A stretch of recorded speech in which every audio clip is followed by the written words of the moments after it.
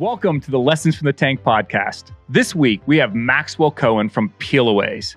Now, he got a little beat up on the show, but he has some amazing lessons to share about pivoting and making changes that benefit your company. Check this out. Maxwell, thank you so much for being on the podcast today. Oh, this is a cool opportunity. Thanks for having me. Yeah, we're gonna have some fun today. You and I had a chance to talk when a bunch of the Shark Tank entrepreneurs got together, several weeks ago now, and had some great conversations. So I'm so happy that to be talking to you and putting this out for all the listeners and watchers. We're gonna have. No, it's always fun talking to somebody you admire who was in a very similar situation that I was in, and that's very unique and that is very world renowned at this point. Well, I appreciate that. I say that we're industry infamous is within our industry, but I'm glad for the attention that Shark Tank has brought us. But we're not here to talk about flex screen. I want to talk about Peelaways. So tell us a little bit about your product. When I was in college, I noticed my friends, they barely washed their sheets if they ever did. And then when I came home from college, I noticed that my elderly grandparents had trouble washing their sheets on more than a daily basis due to just being old and problems that come with being old. So I thought to myself, there has to be an easier way. And so I came up with Peelaways in college, which is one fitted bed sheet that we're all familiar with the elastic at the bottom, 100% latex free. And it has 5 layers on top. Each layer is incredibly soft and each layer is 100% waterproof. I never thought I'd be in the industry where I would say feces, incontinence, and blood are guaranteed not to penetrate from layer to layer. But that's who we learned used our products, and that's who we learned needs our products. And that's where we ended up pivoting after the show, once we learned who really, really was benefiting from my invention that I invented for myself. You know what's really interesting? You have one of those products that I was watching your episode, I'm like, that didn't exist before? Like it's just one of those things that to me just made so much sense. But I'm like, why isn't that out there? Did you have people I thought the same thing. When I said the idea out loud to my family, my brother and my father, who are big businessmen, go, somebody's obviously invented it. And then my mom said, the second we have internet, and of course this is 9 years ago when you had to get on the Wi-Fi depending on where you were. She said, if there's nobody that's ever come up with it, Maxwell, you need to go full throttle. Yeah. How many times do you as you were searching, I assume you did some patent searches and stuff like that, or at least, internet searches. Yeah. How many times were you like, I still can't find this. How can I not find this? How does this not exist right now? I filed patents, and anything that was in or around my patent, would be would push our patent back. And everything was from like the early 1900s. And it was similar things that were layered, but not specifically a bed sheet. Okay. And, something as simple as a peel away bed sheet, nobody's ever come up with. And it's been fascinating to me because when I did search for it, there were articles of mommy bloggers and even AARP where it would say, put a mattress protector sheet, mattress protector sheet, mattress protector sheet on your bed if somebody's suffering from incontinence or a child is potty training. And so people thought about it, but nobody's executed on actual, tangible, real product. Yeah, I have to tell you, I have 4 kids, and there were certainly times, especially like the potty training, or man, they're sick. You know what I mean? Where they're just doing unimaginably gross things on their bed, and you're like, man, how great would it be to just come in here, whoop, rip the top layer off and go back to bed. Oh, you did it again, whoop, rip off that top. I mean, it's brilliant. So, and when I first released that Maxwell invented it, of course, they said college student invents peel away bed sheets. And of course, that gave you the wrong impression right. of why it was invented. But now it's been incredibly beneficial, and we have people that need our product. So it's an awesome feeling to invent something that literally makes people's lives better and easier. That's awesome. Now, in fairness, you were on the show, season 7, episode 8. So this was quite a while ago. You were Very on. long time ago. The Sharks were not they did not have the same vision as you did, and the company was even called something different. So, like, tell us a little bit about, where you started, because you weren't going after the market that you're going after now back then, right? When you start a business, you go for the market that you're familiar with. I was in college, I went to summer camp, and those were the two markets I targeted just to prototype and kind of beta test the market. In the summer camps that I worked with, didn't know they were my guinea pig, but I just needed something to prove that there's a use or there's a need for a product like this. At the time, the name of the business was A Fresh Sheet, where the SH from fresh and sheet were combined. And I thought that was clever. And I could read it as if it's A Fresh Sheet. But then we realized a lot of people said they couldn't pronounce it per se. Right. And the two markets I went after, made for good TV, the college student market. And then we realized people didn't understand the name of the product and it didn't correlate to what the product was, of course. So I got very literal and said Peelaways, almost like a Band-Aid. What is it? It's a Peelaways. And so anything with layers now, it's a Peelaways. And now people understand it the second you get it, second I say it, or even the name of the business, which is actual Peelaway Labs. And it just made it easier to market the product. It got people to understand it. And when I first got on the show, it's not based off my personal timeline. I just graduated college. Nobody knows. I only had 2 working samples ever when I was on the show. The one that was on the bed. And if you see on the show, I opened up a drawer of a used version of it just because that's all I had at the time. So I didn't really have any sales. I didn't really have anything going on. And, from my experience of New York City, and I've been up in the startup community, if you're asking for $100,000 in exchange for 20% of your business, that means your business is tiny. It means you practically have nothing. Yep. And that's the way I was putting it out there. So when they asked about sales and all of it, I thought they would correlate, buying 20% of my business for Goo Goo Gaga. Was saying that I really am just starting and I had no idea what I was doing at the time. And now that I look back at the show, now that I'm an expert in textiles, business, logistics, I was young and the company was even younger. Yeah, and I think, and again, the Sharks, they have their own preferences, and look, the show is there for good ratings. You know what I mean? But it's interesting you only had two prototypes. That's so funny. And there's so many of us that have been on the show that have similar stories. Like when I was out, showing this, our product off to our potential customers and I was getting feedback, I was the same way. I had 3 prototypes and I had to keep repairing them because that's all that existed in the world, right? And so people forget how those humble beginnings of that, where you're just like, man, it's real, but I'm faking a lot of it too. You know what I mean? I'm making it seem more than it is because you have to. I would have been the truth a little bit more now that I know that it was just, it's a TV show. You don't have to get very true with them. You tell the truth wisely, I should say. Yeah. But today, this is my 33rd iteration of the product. Wow. They said it wasn't soft, so I became a textile expert and found, a baby wipe is made out of very similar material. Why are these so much softer than mine? Right. So I started iterating and learning what they made it out of. And now, if you go on my reviews or even on Amazon reviews where they're very honest customers, we got a 4.4 out of 5 on softness and comfortability. Wow. So something I'm incredibly proud of is that the idea of the business sounds cool and if the product, but the quality of the product in real life is really, really good. Yeah. So you get on the show. You're going down. You pull out your 1 prototype's on the thing, which I thought was a really good display the way that you guys did it. Pouring stuff out on the bed, then pulling it off, highlighting the stupid things that college kids do. Right. That's really what I mean. Other than puking or peeing on it, like you highlighted everything else that you would need it for.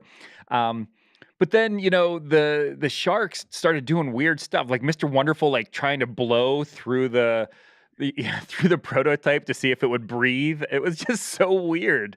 Um, Right. So now we use a proprietary blend that makes it incredibly soft but durable. And now that I'm an expert in textiles, that's not how you tell breathability. The truth is you take a cup of hot water, then you put it on and put a mirror on top to see oh, if the interesting. steam went through. And that's how you see if it's breathable. So it's very cool. We have a membrane that's breathable, but 100% waterproof. And I didn't know these things at the time. And no excuse, of course.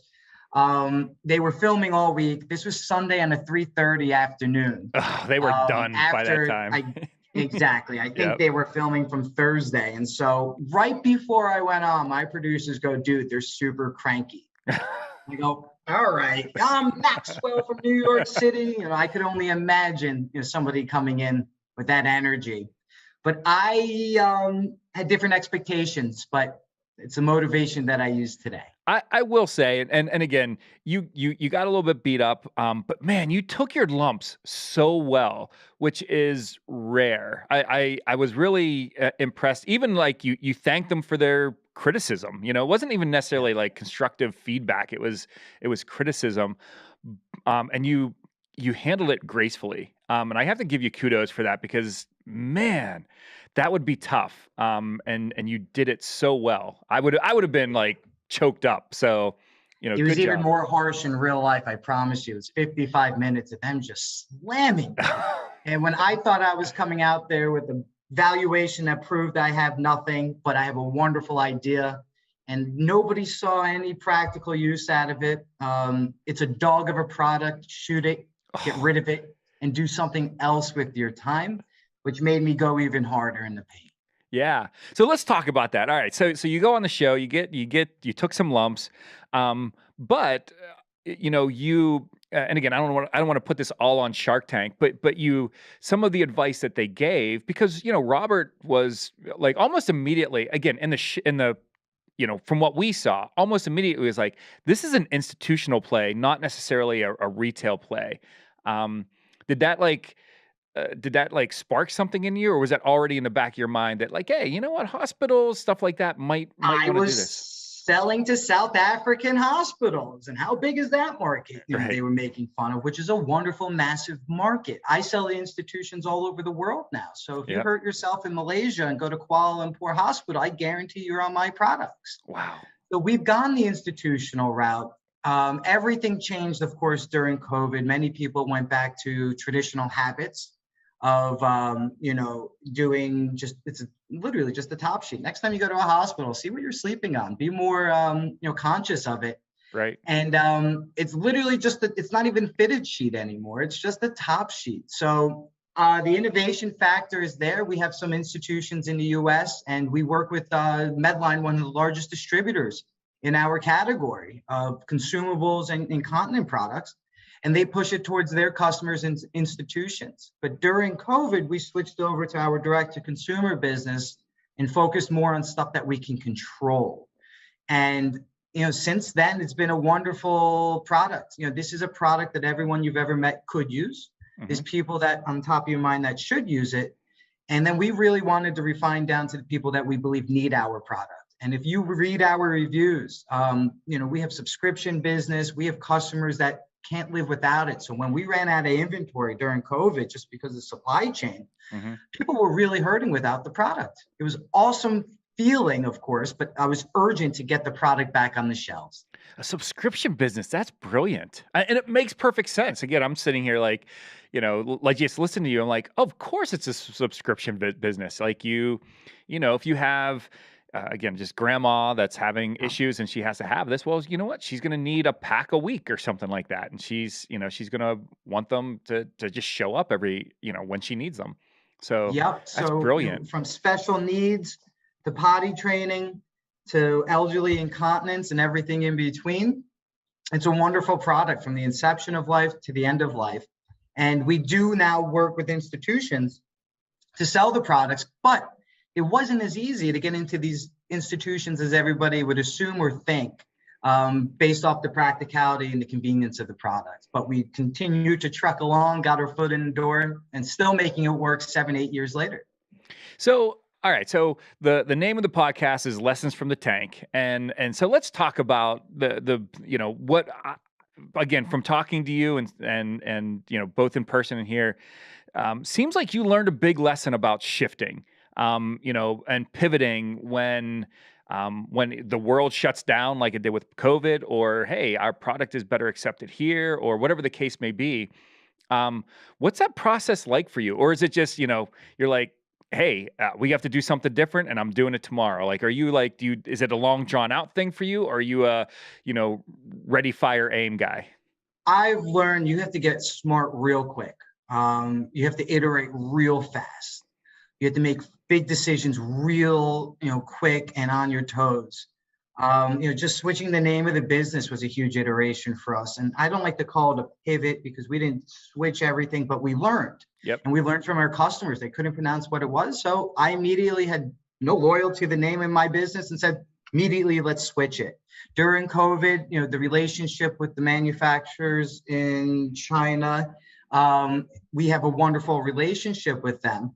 But, I don't know, the country might have different relationships. So now we also manufacture in India. So we are always on our toes, making sure we get smart quick, because if you don't get smart quick, you will get left behind. One of the things that you had said there about not having loyalty to the name, what I've noticed, in business is there's and I call them sacred cows, right? There's like the sacred cows in a lot of businesses where it's like, man, marketing would love to change the name, but the owner, who's now the third generation out, you know what I mean, started it. No one wants to mess with grandpa's name that he came up with, Yeah. or whatever the case may be. And they're not making wise decisions because of some weird loyalty to something that doesn't work anymore.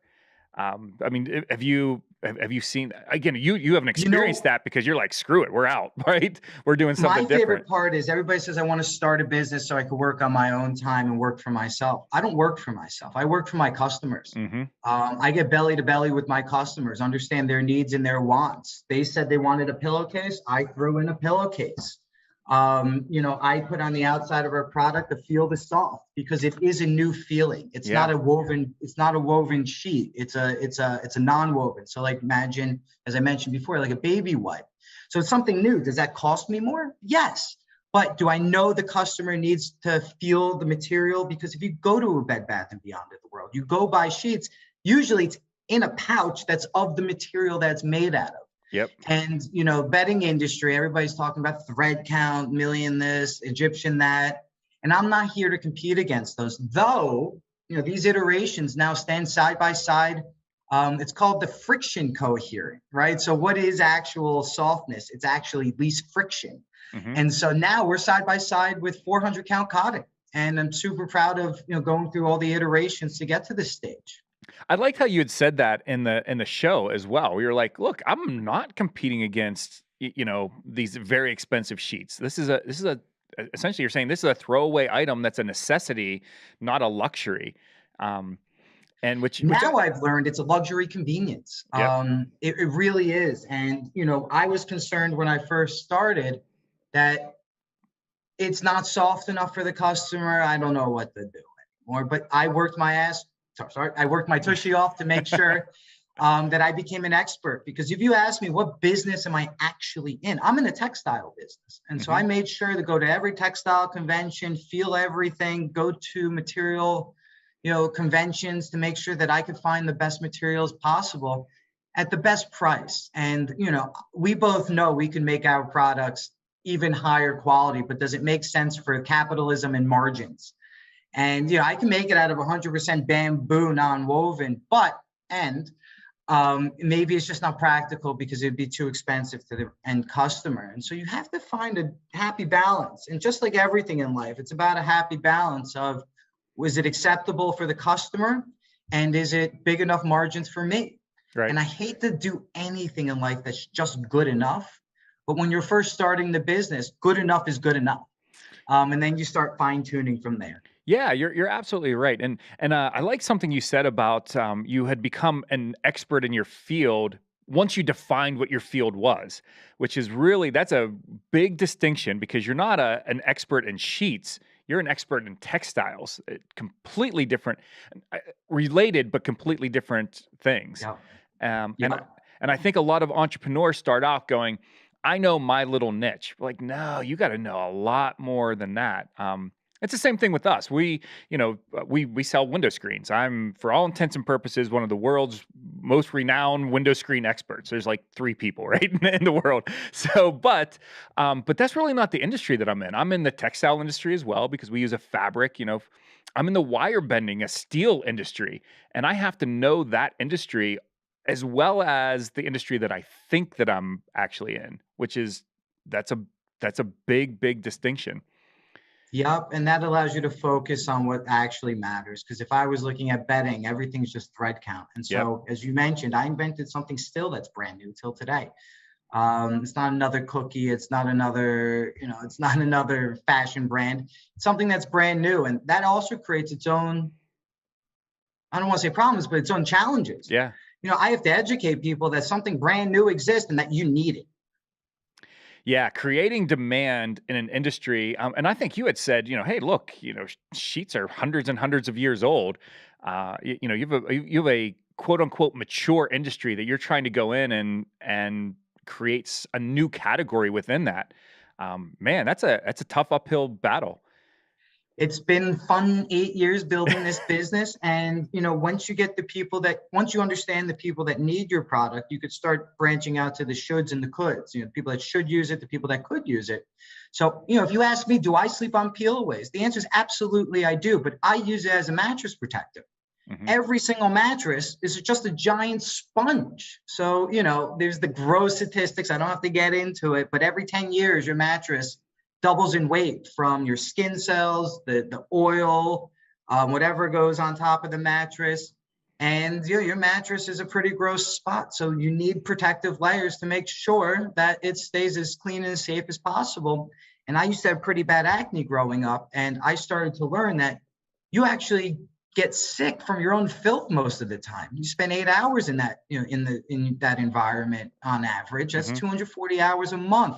That's like wearing the same pair of clothes for 10 days straight if you don't wash your sheets for 1 month. Wow. That Would you wear the same pair of boxers for 10 days straight? Yeah, Nope. probably in college, yeah, but certainly not today. But yeah, there's only so many times you can turn them around and inside out before they're.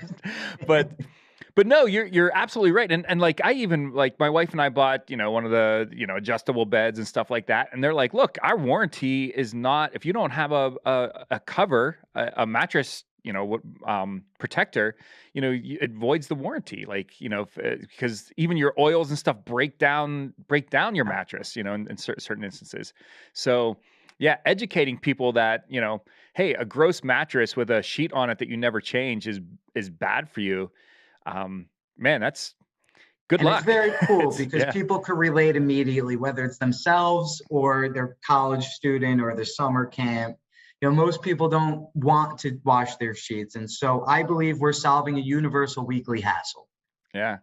So, what's next for you guys? So you've branched out, and again, it's so cool that you're doing stuff in healthcare overseas, where I'm sure there's a big need, especially we're so used to U.S. hospitals and how clean they are and all that stuff. I am sure that some of the places that Peel Away is really valuable are places that don't have the same amount of Well, cleanliness. Where ironically, it's the vice versa. really, When you travel overseas, go to Korea, go to China, go to Vietnam. So I sell a lot in Southeast Asia, and I had a distributor really appreciate our products over there and started pushing it to their customers. They make our hospitals look like a third world country. They no make our kidding, elderly facilities look like rundown facilities I had no because the clue. capitalism here, it's just good enough for these old people, right? But overseas, the respect for the elderly is tremendous. And they do everything in their power to use all the top technology. So they actually advertise their sheets as the future / the innovative bedding opposed to traditional bedding. But there are places where our sheets, being disposable is more convenient than, they have terrible laundry services. They have, not good infrastructure when it comes to accountability of electricity and making sure all of the cleanliness is there. And so we do target those two types of countries. But the American countries, there's too much bureaucracy. Getting your foot in the door is not enough. You have to convince everybody. So I thought I could convince the CEOs and CFOs to start using our products, but it turns out they don't make the decisions, ironically. It's not a top-down, CEO says you have to do that. But if you're in Middle East, where we sell some of our products, if that hospital CEO says use them, they use them. That's it. So there's different barriers of entry. And I always tell people, don't limit yourself just to the US market. The US market's a pain in the tush. And there's only 360 million of us, I believe. You go to India, where we started manufacturing, and I do that for two reasons. One, to have triple redundancy in manufacturing, but also to sell into the Indian market. They have protectionist tariffs from anything that comes overseas. So, if I bring something in, it's got a huge tax on it. But if I produce it in India, that tax now is eliminated. So we're working on that market where there's 360 million people just in the middle class. Wow. Out of 1.3 billion. So don't just limit yourself and your products to the US market. And then you will ask, how do I get into these markets? I go to the major trade shows. We go to Medica, we go to Arab Health, and we meet and we do business with people that, don't look like us, don't act like us, don't speak the same language as us. But that's the beauty of business. It's just business, and it really connects everybody by the end of the day. And the amount I've learned of doing business overseas, if they pour you a shot, soju, you have to drink it. If they, and I'm usually youngest at the table, and I have to learn their ways. You learn that thumbs up isn't a good thing everywhere around the world. So it's been a wonderful opportunity building this business. Yeah, we have a Korean supplier of one of our raw materials, and even the gifts and reciprocation on gifts and how you can offend somebody in a different culture is really interesting. And again, I'm a student. I'm always learning. So as we started meeting some people, I'm like, I want to make sure I'm not, because in some cultures you stick out your hand to shake their hands, and that's offensive, or et cetera, et cetera. So yeah, so it's been a cool journey, and that's what's cool about starting a business is, if it's up to you to go out and execute, of course, and ideas are a dime a dozen, but persistence and consistency. I remember at the end of the show, I finally rewatched it. I bought it on Hulu the other day, and I was super proud. It's fun being proud of yourself 10 years later, where they do that little quick interview after, and some people they get destroyed by the sharks. Just reel them. They didn't see the idea. They weren't, they went blah, blah, blah. And I totally blacked out when I did it, and I forgot what I said. And I said, is it a bummer they didn't like it? Yeah. Is it their loss? Yeah. Am I excited for the future? Oh yeah. So I was super proud of myself looking back, and I've executed, and I've learned what the customer wants. I became wonderful friends with my manufacturers. You have to give gifts, it's like tea, and I got them like a samurai sword one time. There's a lot of cool things in business. Yeah. So, well, hey, we're almost out of time. So tell us how. So if we have somebody that we think might need these, or if somebody in our family that might benefit, what's the best way of getting some of these into our hands and onto our beds? So just real quick, caregivers in the United States, there's 58 million of us that are going to be caregivers no matter what, taking care of family members, whether it's a special needs child or an elderly parent. Everyone potty trains. If you have an RV, if you have a sailboat, this is a wonderful product. If you have a guest home, if you're a guest bed, this is a terrific product. You can find us on peelaways.com, super literal, peelaways.com. If you want to check out reviews on Amazon or even buy it on Amazon, we have a wonderful presence there. And then we sell in some durable medical equipment around the world, around the country. So those are those independent pharmacies and those places that sell, all of the walkers and elderly products. And you can find us there, no problem. I am, as much as I hate going to the hospital, which happens all the time because I do stupid things, mountain biking and all that stuff. I'm really excited for the day that I go in to one of my emergency room visits and they're like, they peel it off and they're like, here, lay down here. So I know it's coming. Now you're going to be more conscious about what they use. Yeah. It's funny when people, put one and one together. Yeah, I'll be like, is that a peel away? But anyway, man, I really wish you the best of luck. I'm so excited for your future, and I can't wait until next year when all the Shark Tank companies get together again, and I get to hang out and hear about all the great things that you guys are doing. What a cool experience! Thank you so much. All right, have a good one. Thanks again. Thank you so much for tuning in to another episode of Lessons from the Tank. If you got value from today's podcast, we encourage you to subscribe to the podcast so you're notified when a new episode is posted. If you'd like to support our podcast, we encourage you to review it and share it with a friend. Thank you, and we'll see you on the next episode.